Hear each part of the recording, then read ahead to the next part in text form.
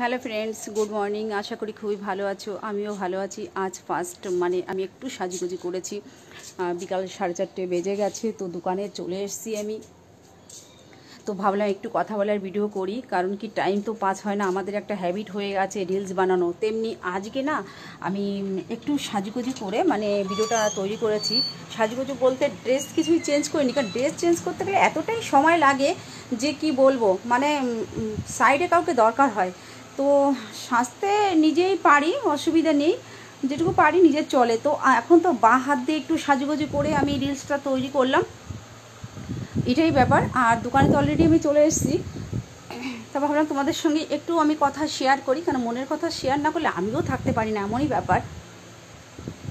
তো আমি বলতে চাচ্ছি, শরীর খারাপ হলে যে কোনো মানুষের কি বলবো, সময় যেতে প্রচুর টাইম লাগে, একদিনকে 1 মাস মনে হয়।